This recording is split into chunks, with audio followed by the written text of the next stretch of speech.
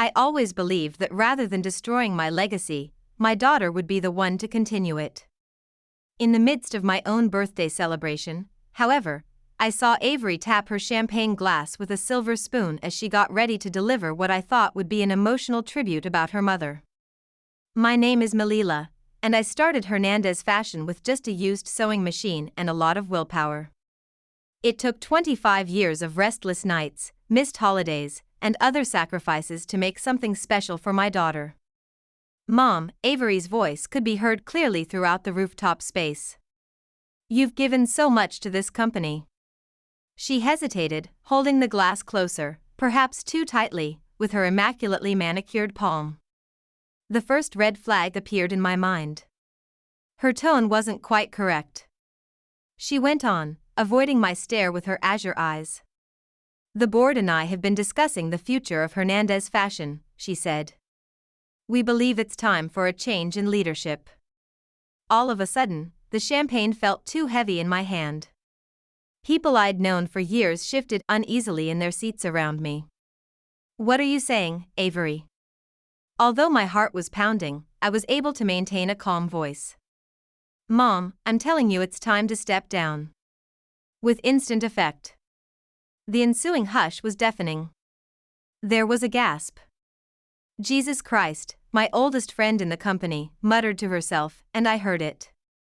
You're firing me?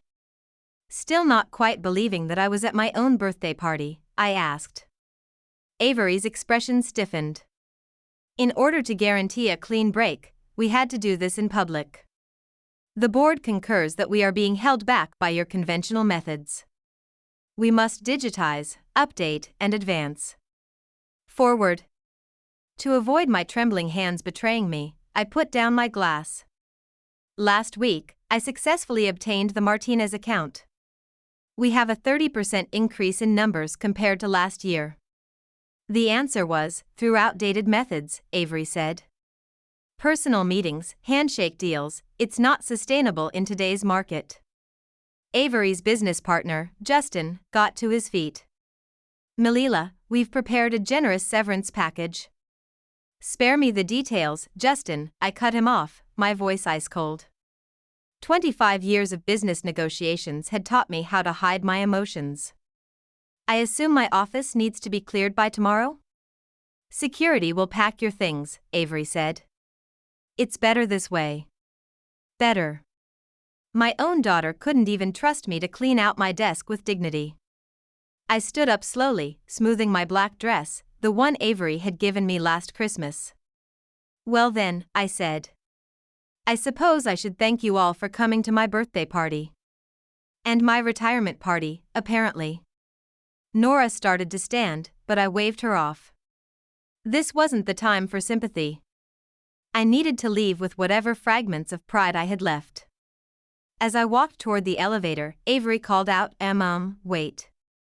I turned, meeting her eyes one last time. You know, Avery, I taught you everything I know about business. Everything, except one thing. I let the words hang in the air. Karma's a patient teacher. And she always collects her dues. The elevator doors closed on her startled face, and I finally allowed myself to shake. 30 floors to pull myself together. 30 floors to decide what comes next. In the lobby, I passed the wall of magazine covers featuring our success story, mother and daughter, the unstoppable duo of Hernandez Fashion. What a joke. Outside, the New York evening was humid and alive with possibility. My phone buzzed, probably Nora checking on me, but I ignored it. Instead, I opened my banking app and checked my personal accounts. The money I'd been saving for Avery's eventual wedding stared back at me, mocking my maternal sentimentality. A notification popped up on my screen, Rising Stars in Fashion, Independent Designers Struggle in Corporate Shadow. The article featured two young designers, Bridget and Anais, talking about their challenges breaking into the industry. My hands stopped shaking as an idea took root. If Avery wanted to play corporate shark, fine. But she'd forgotten who taught her how to swim in these waters. I flagged down a taxi, my mind already racing with possibilities. Where to? The driver asked. I thought about the article. About karma. About revenge, served not cold, but perfectly tailored. Law offices of Goldman and Associates, I said. It was time to create a new company under a new name, one that would remind my daughter that some traditional approaches still had teeth. The taxi pulled away from the curb, leaving behind the building where I'd spent half my life. In the rearview mirror, I watched it disappear into the skyline, along with the last traces of the mother Avery thought she knew. Sometimes, the best revenge isn't about destruction. It's about creation. And I was about to create something that would make my daughter's betrayal look like the mistake it was. 3 months later, I sat in the back row of a small design studio, watching Bridget and Anais present their latest collection to potential buyers. Their talent was raw, undeniable, but their presentation needed work. The stitching technique is traditional Vietnamese, Bridget explained, her hands shaking slightly as she held up a blazer. But we've modernized it for. How many units can you produce in a month? One of the buyers interrupted, barely looking up from his phone. Well, currently, we're limited by our pass, the buyer said, standing up. Call us when you have the infrastructure to handle real orders. I waited until the disappointed buyers filed out before approaching the design table. Bridget was fighting back tears while Anais angrily stuffed fabric samples into a drawer. Your biggest problem isn't production capacity, I said, making them both jump. It's that you're letting them set the terms of the conversation. I'm sorry, who are you? Anais asked, a protective arm around her partner's shoulders. Maria Luna, I said, using my new alias. And I'm here to invest in your company. Bridget wiped her eyes. We're not looking for small investors. We need serious. I pulled out my phone and showed them the number I was prepared to offer. Their eyes widened in perfect synchrony. Anna's swallowed hard. That's a lot of zeros. It comes with conditions, I said, running my hand over their displayed designs. I remain anonymous. No board seat, no public involvement, but I want final approval on business strategy. Why anonymous? Bridget asked, suspicious. I smiled, thinking of Avery. Let's just say I prefer to let the work speak for itself. They looked at each other, having one of those silent conversations that close partners perfect over time. Finally, Bridget nodded. Good, I said. Now show me that blazer again. But this time, sell it like you own the room. The next few weeks. A blur of late nights and coffee-furled strategy sessions. I taught them everything I knew about the industry. Every trick. Every shortcut. Every handshake deal that Avery had dismissed as outdated. The Martinez account is looking for new suppliers, I mentioned casually one evening, knowing they were Avery's biggest client. Their buyer, Sandra, loves hand-finished details. Anais's eyes went wide. They're way out of our league. Not anymore, I said, pulling out my phone. Sandra's having lunch at Lai Ran tomorrow. Table 12. She always orders the sea bass. Bridget frowned. How do you know that? I waved away the question. Take the blazer.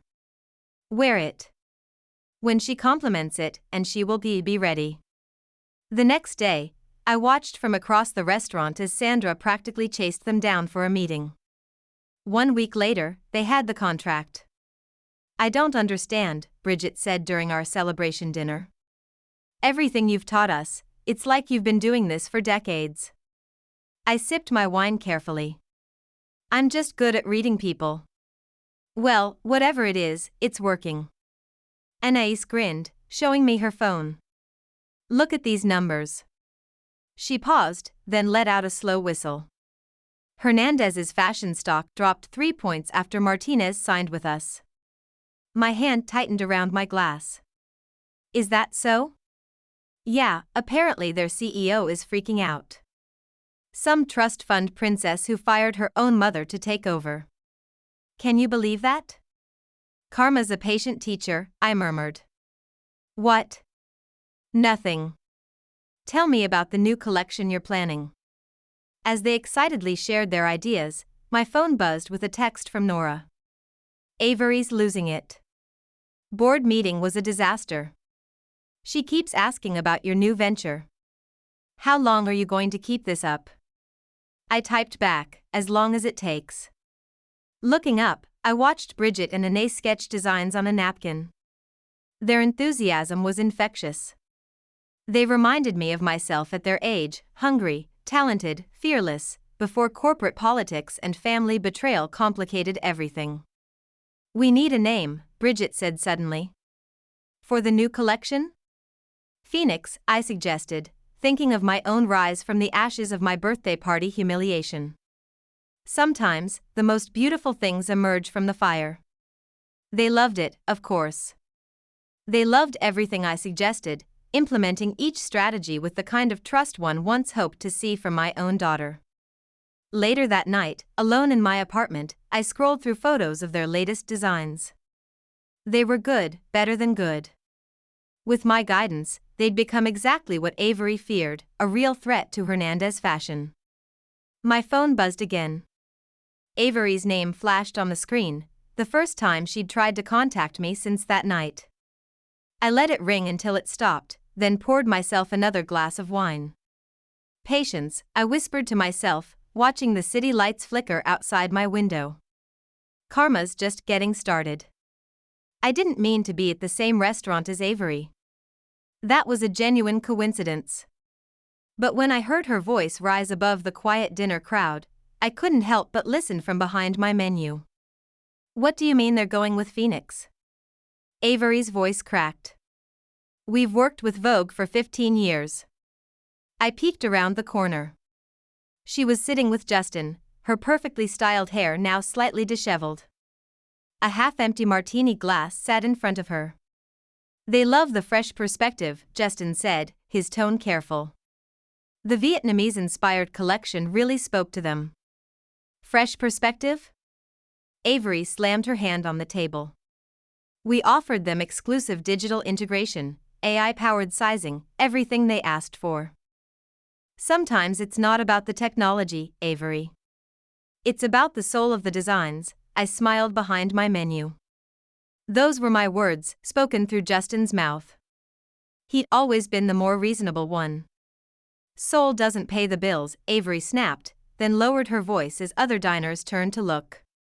First Martinez, now Vogue. Who's next? Maybe we should consider. If you suggest bringing my mother back, I swear to God, Justin, Avery interrupted. The board's asking questions. Our stock is down 18%. The holiday collection isn't moving. We need to do something. Avery's laugh was bitter. You think I haven't tried calling her, she said. She won't answer, won't return my emails. It's like she disappeared. Can you blame her? The silence that followed was heavy. I risked another glance. Avery was staring into her martini, looking more like the little girl who used to fall asleep in my design studio than the CEO who fired me. I did what I had to do, she whispered. Did you? Justin leaned forward. Because from where I'm sitting, we had a good thing going before you decided to go nuclear on your own mother. We were stagnated. We were stable, profitable, respected. Justin stood up, dropping his napkin on the table.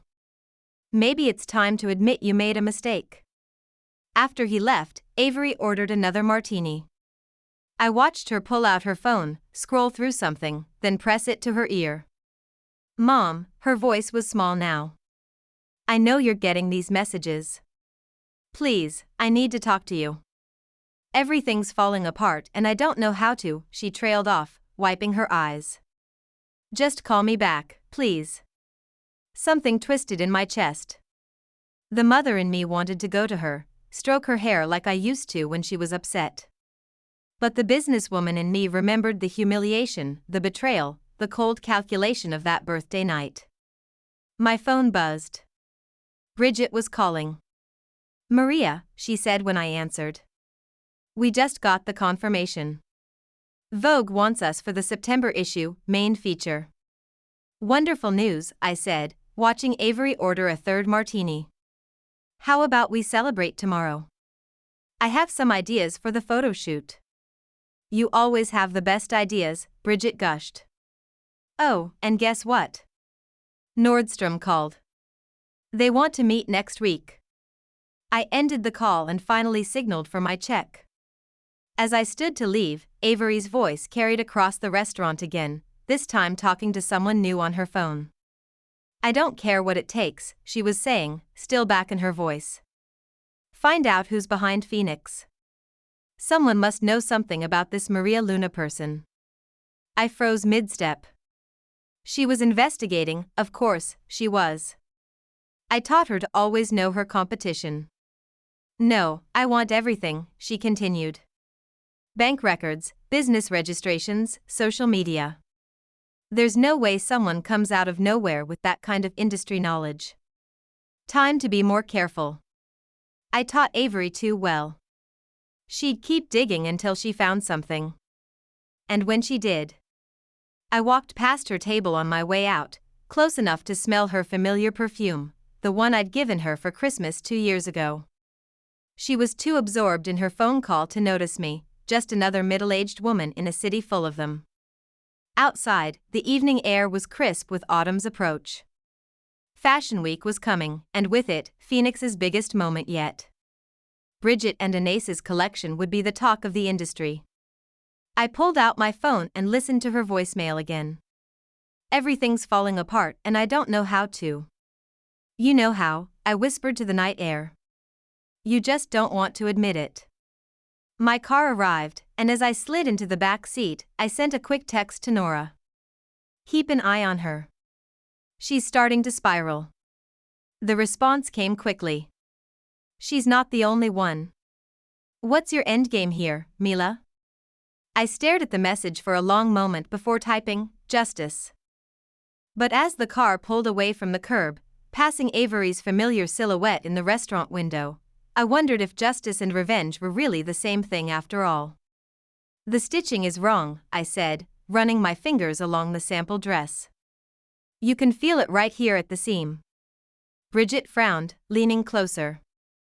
But we followed the exact specifications. Specifications aren't everything, I replied. I picked up a needle and thread. The design studio had become my second home over the past few months.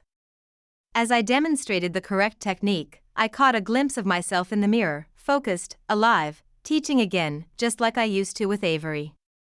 There, I said, holding up the corrected seam. Feel the difference. Anaïs gasped. It's perfect. How do you know all these little tricks?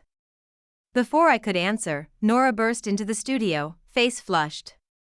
We have a problem. Nora, I blurted out, forgetting myself for a moment. I mean, can we help you? Oh, drop the act, Mila, she said, then turned to Bridget and Anaïs. Ladies, could you give us a minute? They looked at me uneasily. I nodded, and they retreated to the break room. Are you crazy? Nora hissed once we were alone. Avery's hired private investigators. She's obsessed with finding out who's behind Phoenix. Let her look, I said, though my hands shook as I put down the needle. Everything's legal. Legal isn't the point. She's coming unhinged. The board is threatening to remove her if she doesn't turn things around by Fashion Week. That stopped me cold. Remove her? Isn't that what you wanted, your revenge? I wanted. I trailed off, realizing I wasn't sure anymore. I wanted her to understand what she did wrong. Well, congratulations. She's understanding it all the way to unemployment. Is that what you had in mind, Mama Bear? Before I could respond, my phone buzzed, a text from Bridget. Sorry to interrupt, but Justin from Hernandez Fashion is here. Says it's urgent. Send him in, I called out, ignoring Nora's warning look. Justin entered, looking exhausted. He stopped short when he saw Nora. I should have known you were involved, he muttered. Justin, I said, keeping my voice steady. What brings you to the competition? Cut the crap, Mila. We both know it's you. He ran a hand through his hair. The techniques, the industry connections, the strategic timing, it all screams Mila Hernandez. Prove it. I'm not here to expose you. I'm here to make a deal. That caught me off guard. What kind of deal? Avery's drowning. The holiday collection is tanking, our best clients are jumping ship, and she's spending more time investigating Phoenix than running the company. He stepped closer. Help her. Help her? I laughed. Like she helped me on my birthday? She made a mistake, a huge, terrible mistake, but she's still your daughter. My daughter died the moment she chose corporate politics over family. Justin pulled out his phone and played a video. It was Avery, in her office late at night, crying over old photos of us together. This is from last week, he said. She watches your old design tutorials every night, trying to figure out where she went wrong. My chest tightened. Turn it off. The board meets next Friday, he continued. Without a miracle, they're voting her out. Is that really what you want? Nora touched my arm. Mila. I have to go, I said abruptly, grabbing my bag. Lock up when you leave. I hurried out, but not before hearing Bridget's voice from the break room. Was that really Mila Hernandez? The Mila Hernandez? Outside, the city was settling into evening. I walked aimlessly, remembering all the nights Avery and I had done the same, discussing designs, sharing dreams. Where had that mother-daughter team gone? My phone buzzed again. Another voicemail from Avery. Mom, I found your old sketches today. Remember when you taught me about balance in design? How everything needs its opposite to work. I think I forgot that somewhere along the way. Please call me back. I sat on a nearby bench, suddenly exhausted. A young mother passed by, holding her daughter's hand as the little girl skipped along. They were both laughing. Damn it, I whispered, pulling out my phone again. I dialed Bridget's number. Maria, is everything okay? I need to tell you something, I said. Something about who I really am. We know, Anais's voice came through. I was on speaker. What? How? Nobody knows those old Vietnamese stitching techniques except the people who learned from your early collections, Bridget said. We studied you in design school, remember? And you're still working with me, even knowing I lied? You gave us a chance when no one else would, Anais said. We figured you had your reasons. I looked up at the darkening sky, feeling tears form. I need your help with something that might save both our companies. What do you need? How do you feel about a collaboration? I asked, an idea taking shape. Something big for Fashion Week. A collaboration with Hernandez Fashion? Bridget sounded excited. That would be incredible. Yes, I said, standing up with renewed purpose. It's time to remind everyone what fashion is really about. And what's that? Family, I said softly, in all its forms. The conference room at Phoenix felt too small for the tension it contained. Justin sat across from me, while Bridget and Anais flanked my sides. We were waiting for Avery. She doesn't know you'll be here, Justin reminded me. Maybe I should warn her. The door burst open. Avery strode in, phone to her ear. I don't care what it costs, just make sure those samples. She stopped dead when she saw me. The phone slipped from her hand. Hello, Avery, I said quietly. She looked different. Thinner. Dark circles under her eyes. Her usual pristine appearance showed cracks, a loose thread on her sleeve, a scuff on her designer heels. What is this? She demanded, turning to Justin. A setup? It's a business meeting, I said, gesturing to the chair across from me. About a potential collaboration between our companies. Our companies? She laughed sharply. So it was you behind Phoenix. I knew it. Sit down, Avery. Maybe it was the tone, the one I'd used when she was younger and testing boundaries, but she sat, though her posture remained rigid. The board meets on Friday, Justin said. This could save both companies. Both companies? Avery's voice rose. We don't need saving. We just need to stop this revenge project from stealing our clients. Bridget leaned forward. With all due respect, Miss Hernandez, we didn't steal anything. We earned those clients. Stay out of this, Avery snapped. No, I cut in. They're part of this conversation. In fact, they're the future of this industry, if you'd stop being so stubborn and look properly. Oh, that's rich coming from you, Avery shot back. How long did you plot this? Was it right after the party, or did you wait a few days before deciding to destroy everything I built? Everything you built? I stood up slowly. I built this company with my bare hands while you were still playing with Barbies. I taught you everything you know about fashion. You taught me outdated methods. I taught you that fashion is about people, I said, my voice echoing off the walls. It's about making someone feel beautiful, powerful, seen. But you turned it into nothing but numbers and algorithms. The room fell silent. Outside, the city hummed with midday traffic. Show her, Bridget said softly. I nodded and opened a garment bag. Inside was a dress, but not just any dress. It combined Avery's modern aesthetic with my traditional techniques. Phoenix's innovation with Hernandez Fashion's legacy. This is impossible, Avery whispered, touching the fabric. The digital printing with hand-stitched overlay. How did you? Because they listen, I said. Like you used to, before you decided tradition had no place in your vision. We have 10 more designs ready, Bridget added. A complete collaboration collection for Fashion Week, traditional craftsmanship meets modern technology. The best of both worlds, Justin said meaningfully. Avery's hands trembled as she examined the dress. The board would never approve working with our biggest competitor. The board will approve anything that saves their investment, Justin countered. Our stock is down 23%. We need this. Avery finally looked at me. And what about you, she asked. What do you need? The question caught me off guard. In all our conflicts, she had never asked that before.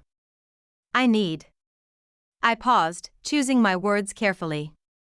I need to know my life's work is in good hands, whether that's yours or someone else's. She flinched. You really think I'm that bad at this? No. I think you're that scared of failing. So scared that you pushed away the one person who would never let you fail. Tears welled in her eyes. Mom. I'm not asking to come back, I said quickly. But this collaboration, it could be a bridge for both our companies. And maybe for us. Avery wiped her eyes, leaving a smudge of mascara on her hand. She looked at the dress again, then at Bridget and Annalise, who had been quietly watching our exchange. How soon can you show me the other designs? They're in the studio, Annalise said. We can walk through them now. Avery stood up, smoothing her skirt. Fine. Show me what you have. But I'm not promising anything. As everyone filed out, she lingered by the door. Mom? Yes? That night. Your birthday. I've replayed it 1,000 times. I thought I was being strong, decisive, but I was just being cruel, wasn't I? I met her eyes, my eyes, really, in a younger face. Yes, you were. She nodded slowly. I'm sorry. I know it's not enough, but I am. I know, I said. Now, let's go see if we can save your company. Our company, she corrected softly, then walked out before I could respond. I stayed behind for a moment, letting out a shaky breath. Revenge had been easier than this tentative peace, this fragile hope. But maybe that's why it wasn't the right answer all along. The Phoenix studio buzzed with nervous energy as we prepared for the board presentation. Dress forms lined the walls, each displaying a piece from our collaboration collection. Avery paced between them, making notes on her tablet.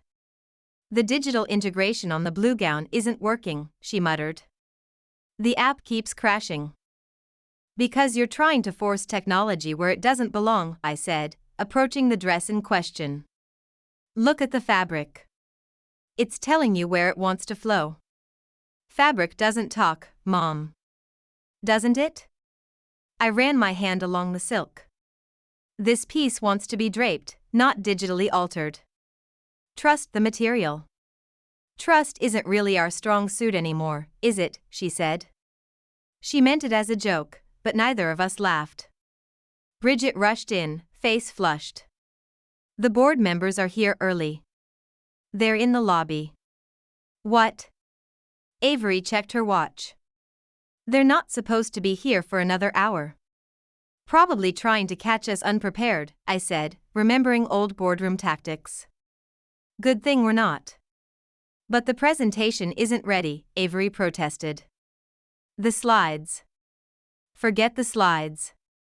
I grabbed her shoulders. "You know these designs. You helped create them. Talk from your heart, not your tablet." She shook her head. "That's your style, not mine.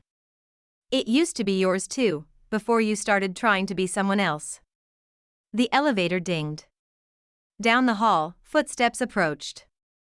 "I can't do this," Avery whispered. "Yes, you can." I straightened her jacket, a nervous habit from her childhood. "You're my daughter. And whether you believe it or not, you have both tradition and innovation in your blood." The board members filed in, and 6 men and women in expensive suits, their faces carefully neutral. I recognized most of them from my time at the company. "Avery," the chairman said. Then he spotted me. "Anne." "Mila." "Well, this is unexpected." "Thank you all for coming," Avery started, her voice shaking slightly. "We're here to save your rehearsed speech," one of the women interrupted. "We've seen the numbers. Unless you have something revolutionary to show us, I move we proceed with the vote of no confidence." I saw Avery's confidence waver. Then she looked at me, and something shifted in her expression. "Actually," she said, moving to the first dress form, "I'd like to tell you a story. A story about a woman who built an empire from a second-hand sewing machine, and her daughter, who almost destroyed it by forgetting where she came from." The board members exchanged glances but remained silent. "This collection," Avery continued, touching each piece as she walked, "is what happens when we stop fighting our legacy and start building on it. Each piece combines Phoenix's innovative spirit with Hernandez Fashion's craftsmanship." She picked up a sleeve from the work table. "See this embroidery? It's done by hand, using techniques my mother taught me when I was 12. But the pattern? Generated by AI to ensure perfect symmetry." I watched, pride swelling in my chest, as my daughter commanded the room's attention. This was the Avery I remembered, passionate, articulate, real. "The app integration isn't just for show," she continued. "It's about connecting customers to the story behind each piece. They can see the artisans at work, understand the tradition, appreciate the innovation. We're not just selling clothes, we're selling heritage with a future." "And Phoenix agreed to this collaboration?" the chairman asked skeptically. "Actually," I stepped forward, "Phoenix was my creation, a reminder to my daughter that sometimes the old ways still work." "You're behind Phoenix?" The woman who had interrupted earlier leaned forward. "The company that's been stealing our clients?" "The company that's been showing us what we lost," Avery corrected. "Mom built it to prove a point. And she did, to all of us." She turned to face the board directly. "I made a mistake, thinking we had to choose between tradition and innovation. This collection proves we don't. And our preliminary buyer response proves the market agrees." Bridget handed out tablets showing the per-order numbers. The board members' eyebrows rose collectively. These figures, the chairman said slowly, they're verified? Triple-checked, Justin confirmed from the back of the room. The collaboration announcement alone boosted both companies' stock by 12%. The board members huddled together, whispered briefly, then turned back to us. We came here expecting to end a legacy, the chairman said. Instead, it seems we're witnessing its renewal. The vote is postponed, pending Fashion Week results. After they left, Avery collapsed into a chair. I can't believe that worked. I can, I said softly. That was the daughter I raised. The one who understands that real strength comes from knowing your roots, not cutting them off. She looked up at me, tears in her eyes. I really screwed up, didn't I? Yes, I agreed, sitting beside her. But you're fixing it. That counts for something. Does it count enough? I took her hand, the first time we'd touched since that birthday night. It's a start. Around us, the collection gleamed under the studio lights, each piece a bridge between what was and what could be. Just like us. Fashion Week arrived in a whirlwind of chaos and anticipation. Backstage at the venue, models rushed between racks of clothing while makeup artists worked their magic. Our show was scheduled to close the week, a spot usually reserved for industry titans.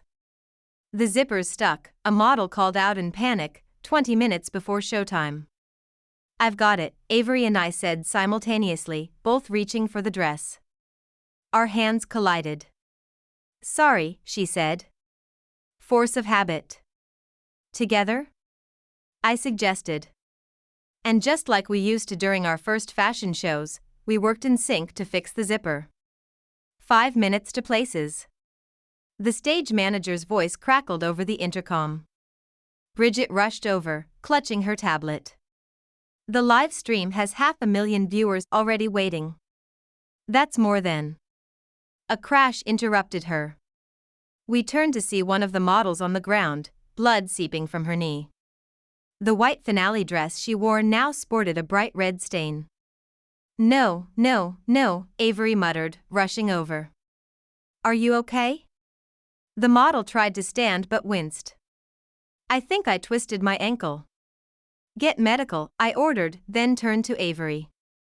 We need a new model for the finale. Now. There's no time to call anyone in, she said, running her hands through her hair, her nervous tell since childhood. I looked at the dress, then at Avery. Put it on. What? You're the same size as Lisa. Put it on. Mom, I can't. You can't? I challenged. The CEO who fired her own mother can't walk down a runway? Her face flushed. That's not fair. Neither was my birthday party.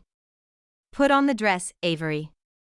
The backstage area fell silent, everyone watching our standoff. Finally, Avery grabbed the dress and disappeared behind a screen. 2 minutes, the stage manager called. I helped Lisa to the medical station, then returned to find Avery emerging in the dress. My breath caught. The white fabric, combining traditional handwork with modern elements, seemed made for her. I look ridiculous, she muttered, tugging at the hem. You look like my daughter, I said, adjusting the drape. The one who used to sneak into my closet and try on sample dresses. Tears welled in her eyes. Mom, if this goes wrong. It won't, I squeezed her shoulders. Because you're not walking alone. I grabbed the second finale dress, a black version of her white one, and quickly changed. When I emerged, Avery's eyes widened. Places. The stage manager was practically screaming now. The show began. From backstage, we watched each model showcase our collaboration.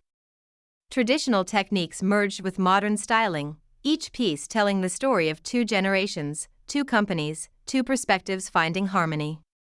Next up, finale, the stage manager pointed at us. Avery grabbed my hand. I'm sorry, she whispered. For everything. Not just the birthday party, for forgetting who we were. Save it for after, I said, squeezing her hand. Right now, show them what happens when tradition and innovation walk together. The music changed, a remix of the song that played at my first fashion show 30 years ago. Avery recognized it. I saw it in her smile. We stepped onto the runway, mother and daughter, black and white, past and future. The cameras flashed like stars. But for once, neither of us was performing.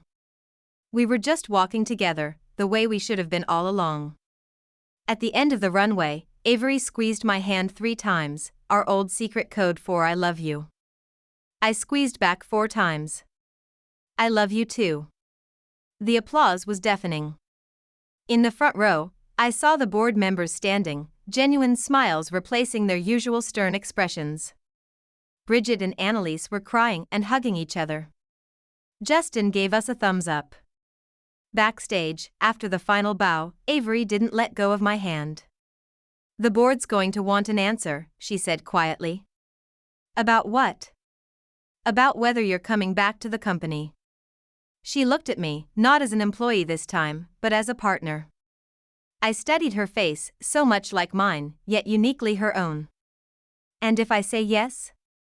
Then we run it together. Properly this time. No more choosing between old and new, we find the balance. And Phoenix. She took a breath. We merge the companies. Keep the best of both, if Bridget and Annalise agree, of course. I looked around the backstage area, at the young designers from Phoenix mingling with the veteran team from Hernandez Fashion, at the seamless blend of traditional craftsmanship and modern technology in our collection. Well, I said, I suppose karma works in mysterious ways. Avery laughed, a real laugh, like when she was little. Is that a yes? On one condition. Name it. Next year, I said, we celebrate my birthday together. No speeches, no surprises, just family. She hugged me then, tight enough to wrinkle both our dresses. Deal.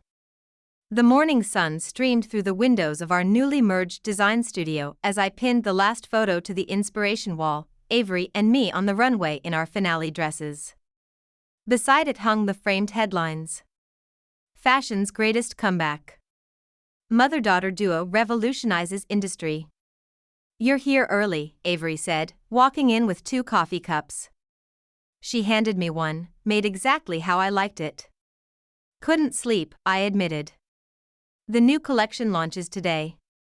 Nervous, aren't you? She smiled, sipping her coffee. No. Because this time, we did it right. The elevator dinged, and Bridget burst in, followed by Annalise and a stream of design team members. The buyers are already lining up outside. How many? Avery asked. All of them. Annalise grinned. Every major retailer we invited, plus 3 we didn't. I watched as Avery directed the team with natural authority, but not the cold corporate kind she'd tried to embrace before.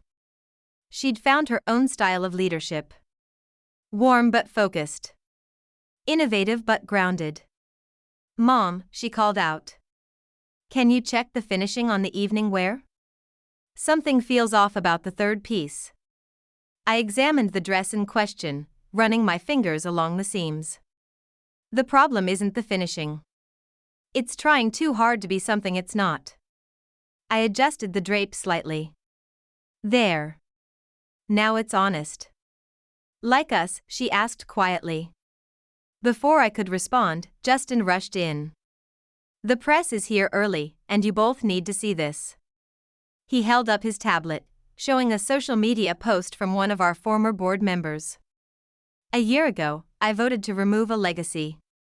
Today, I'm proud to admit I was wrong. What MAA and Avery have created isn't just fashion, it's a blueprint for how tradition and innovation can coexist. Not bad for a revenge plot turned family reunion, Bridget teased. Speaking of family, Avery said, reaching into her bag. I have something for you, Mom. She handed me a small wrapped package. Inside was a framed photo, me teaching her to sew when she was 7, both of us laughing at her crooked stitches. I found it while cleaning out my old office, she said. Remember what you told me that day? That perfection isn't about getting everything right, I recalled. It's about learning from what goes wrong, she finished. I finally understand what you meant. She touched the photo gently. Thank you for not giving up on me, even when I gave up on us. The studio door opened again as Nora walked in. Sorry to interrupt the moment, but we've got a situation. The buyers want to meet the whole team, Phoenix and Hernandez together. They're saying they won't place orders until they see how the merger really works.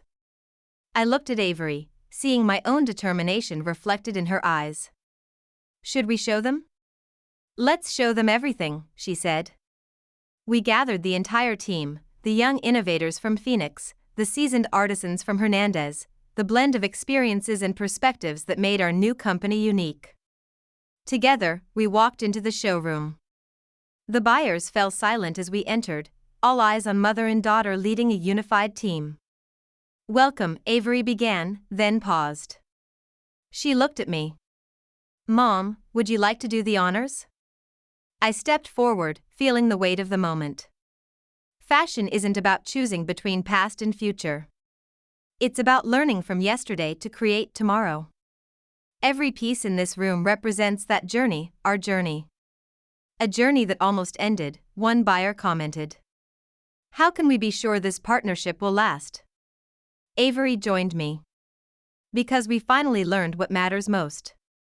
Not the sales numbers or the social media metrics, but the legacy we build together. And what exactly is that legacy? Another buyer asked. I watched as Bridget demonstrated our innovative techniques to one group while Annalise explained our traditional craftsmanship to another. Young designers collaborated seamlessly with veteran artisans, each learning from the other. This, I said, gesturing to the room. A family that extends beyond blood. A company that values both wisdom and fresh perspectives. A future built on understanding our past. The first order was placed within minutes. By lunch, we'd broken our previous sales records.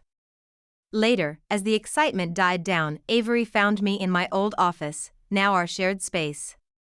Happy birthday, Mom, she said softly. I looked at the clock. Midnight had just struck.